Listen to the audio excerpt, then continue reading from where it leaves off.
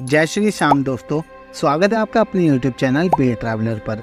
दोस्तों आज की इस वीडियो में हम आपको बताएंगे श्री खाटू श्याम मंदिर की यात्रा के बारे में। इस वीडियो में हम बात करेंगे कि आप खाटू श्याम मंदिर कैसे जाएं, खाटू श्याम मंदिर में दर्शन कैसे करें, खाटू श्याम मंदिर की क्या कहानी है, खाटू श्याम मंदिर की यात्रा के दौरान ठहरने की व्यवस्था कैसे करें और यहाँ पर खाने पीने की क्या व्यवस्था रहेगी। साथ ही साथ दोस्तों हम आपको ये भी बताएंगे कि खाटू श्याम मंदिर आने का सही समय कौन सा रहेगा और इस पूरी यात्रा को कंप्लीट करने में आपका कितना खर्चा आएगा। इस वीडियो में हम आपको खाटू श्याम मंदिर की यात्रा से जुड़ी हुई सभी जानकारी स्टेप बाय स्टेप देने की कोशिश करेंगे, जिससे कि आपकी यात्रा और भी इजी बन सके। चलिए दोस्तों देर न करते हुए शुरू करते हैं।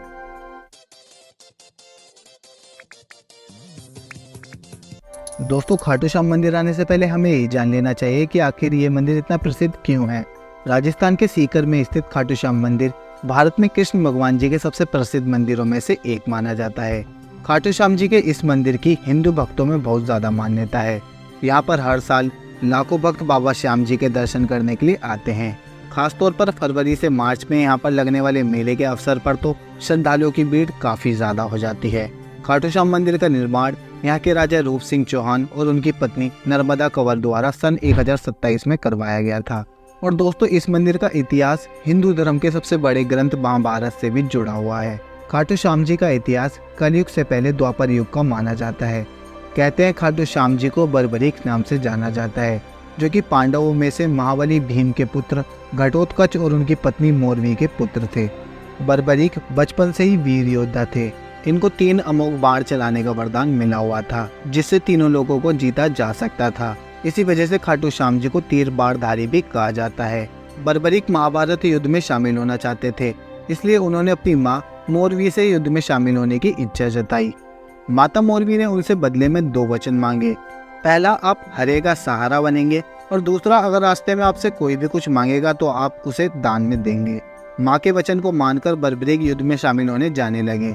लेकिन श्री कृष्ण जी नहीं चाहते थे कि वे इस युद्ध में लड़ें, क्योंकि वे जानते थे कि वे हरे का सहारा बनेंगे, यानी कि हारने वाले की साइड रहकर एक बार में ही युद्ध समाप्त कर देंगे।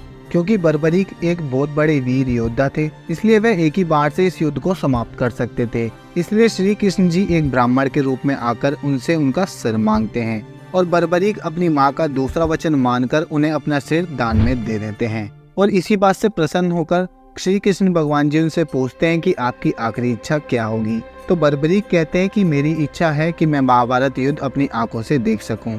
इसलिए श्री कृष्ण जी उनके सिर को एक पहाड़ पर ले जाकर रख देते हैं, जहाँ से वे महाभारत युद्ध को खत्म होते हुए देख लेते हैं। यहीं पर पांडवों को लगता है कि वे किस वजह से युद्ध जीते हैं, वे अपनी वजह से जीते हैं, इसलिए उनके अंदर थोड़ा गुरूर आ जाता है। तो श्री कृष्ण भगवान जी कहते हैं कि बर्बरीक से पूछा जाए कि आखिर आप ये युद्ध किसकी वजह से जीते हैं।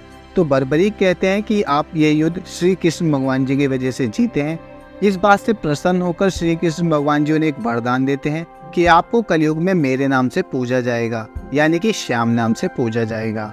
इसलिए इन्हें श्री खाटू वाले श्याम कहा जाता है। जय श्री श्याम दोस्तों। चलिए दोस्तों अब बात करते हैं कि आप खाटू श्याम मंदिर तक कैसे पहुंच सकते हैं। खाटू श्याम मंदिर तक आप बस, ट्रेन या फ्लाइट के थ्रू जा सकते हैं।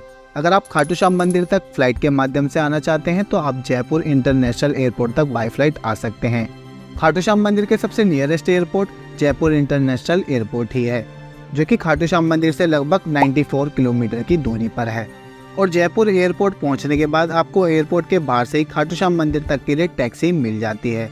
एंड दोस्तों अगर आप खाटू श्याम मंदिर तक ट्रेन के माध्यम से आना चाहते हैं तो मंदिर के सबसे nearest railway station rings railway station है, जो कि खाटू श्याम मंदिर से लगभग 19 किलोमीटर की दूरी पर है।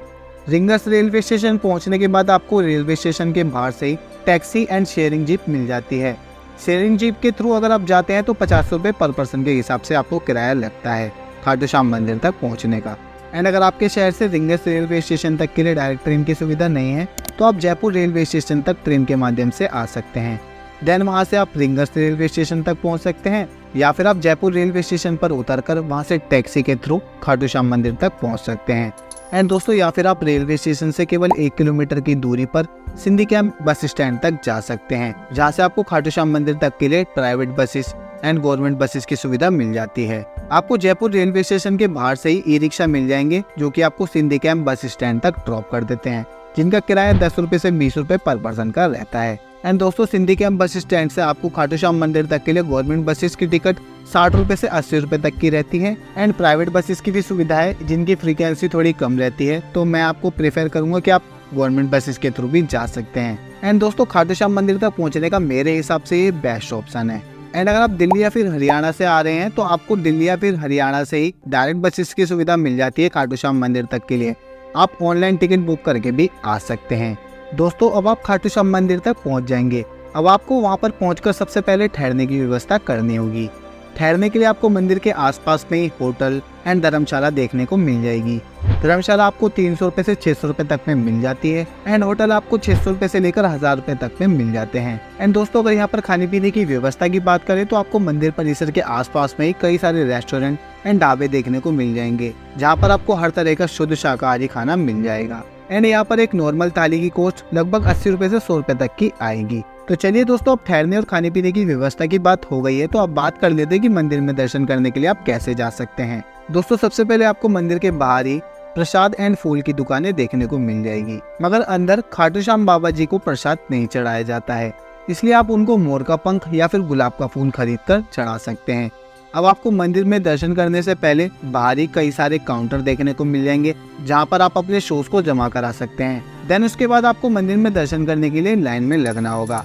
आपकी जानकारी के लिए बता दें कि पहले इस मंदिर का रास्ता काफी भीड़ भाड़ की तरह रहता था और कई बार यहाँ पर भीड़ भाड़ नियंत्रित हो नहीं पाती थी और इसी भीड़ भाड़ की वजह से यहाँ पर कुछ समय पहले भगदड़ भी मच गई थी।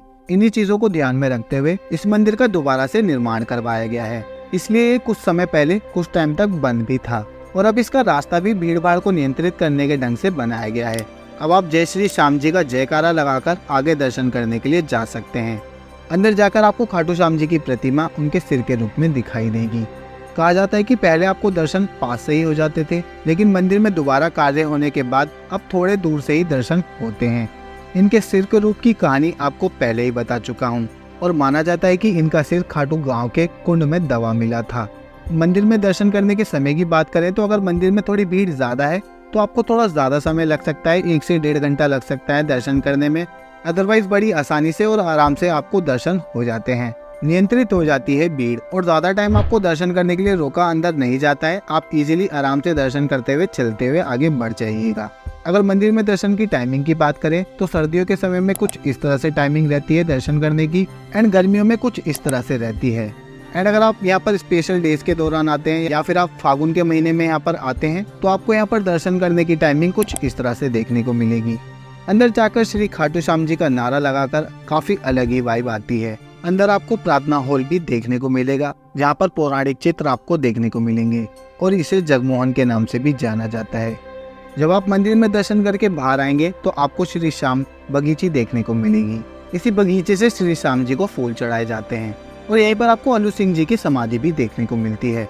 अब आप मंदिर में दर्शन करके जब बाहर आएंगे तो आपको थोड़ी दूर तक बिना जूते के जाना पड़ेगा, क्योंकि आप दूसरी तरफ से बाहर आएंगे। तो दोस्तों इसी के साथ आपके खाटू श्याम जी के दर्शन भी पूरे हो जाएंगे। अब उसके बाद आप पास में ही आपको श्याम कुंड भी देखने को मिलेगा, जिस कुंड में स्नान करने के लिए बहुत मान्यता मानी जाती है। कहा जाता है कि जो भी यहाँ पर व्यक्ति स्नान करने आता है उसके सारे रोग दूर हो जाते हैं और फागुन के महीने में तो यहाँ पर काफी सारे भक्त डुबकी लगाने के लिए आते हैं। इसी के साथ आपकी यात्रा भी यहीं पर समाप्त हो जाएगी। अब यहाँ पर दर्शन करने के बाद और कुंड में नहाने के बाद उसके बाद आप वापस अपने घर के लिए रवाना हो सकते हैं या फिर आप उस रात वहीं पर ठहर कर नेक्स्ट डे अपने घर के लिए लौट सकते हैं। यहाँ पर आप एक दिन में ही आराम से दर्शन कर लेंगे। इस यात्रा के लिए आपका एक दिन सफिशिएंट रहेगा। तो दोस्तों अब दर्शन हो जाने के बाद अब बात कर लेते हैं कि खाटू श्याम मंदिर आने का सही समय कौन सा रहेगा। दोस्तों आप यहाँ पर वैसे तो साल के किसी भी दिन श्री खाटू श्याम जी के दर्शन करने के लिए आ सकते हैं, लेकिन सर्दियों के समय में आपको यहाँ पर थोड़ी ठंडक देखने को मिलेगी, जिससे कि आपकी यात्रा थोड़ी सुविधाजनक हो सकती है और गर्मी से भी आपको थोड़ा छुटकारा मिल सकता है। या फिर अगर आप भीड़ भाड़ की चिंता नहीं करते हैं तो आप फागुन के महीने में लगने वाले मेले के दौरान भी यहाँ पर आ सकते हैं। काफी मान्यता मानी जाती है इस दौरान यहाँ पर खाटू श्याम जी के दर्शन करने में। एंड अगर बात करें कि इस पूरी यात्रा को कंप्लीट करने में एक पर्सन का कितना खर्चा आएगा, तो इस पूरी यात्रा को कंप्लीट करने में एक पर्सन का 1500 रुपए से 2000 रुपए तक का खर्चा आएगा। एंड इसमें मैंने आपके जयपुर से लेकर जयपुर वापस आने तक के खर्चे को इंक्लूड किया है। तो दोस्तों आज की वीडियो में बस इतना ही। आई होप आपको मेरी इस वीडियो से श्री खाटू श्याम जी के मंदिर की यात्रा से जुड़ी हुई सभी जानकारी डिटेल में मिली होगी। अगर फिर भी कोई क्वेश्चन मुझसे छूट गया है तो आप हमें कमेंट करके पूछ सकते हैं या फिर आप हमें फेसबुक या इंस्टाग्राम पर मैसेज करके भी पूछ सकते हैं। हम आपको वहाँ पर भी इसी तरह की जानकारियाँ देते रहते हैं। आई होप आपको मेरी ये वीडियो पसंद आई हो। अगर आपको मेरी ये वीडियो पसंद आई हो तो वीडियो को लाइक करें और अपने दोस्तों और परिवार के साथ वीडियो को ज़्यादा से ज़्यादा शेयर करें। एंड ऐसी ही और वीडियोस को देखने के लिए चैनल को सब्सक्राइब करें एंड बेल आइकन को प्रेस करना ना भूलें ताकि आने वाली इसी तरह की और भी वीडियोस को आप सबसे पहले देख सकें। जय श्री श्याम दोस्तों, आपकी यात्रा सफल रहे।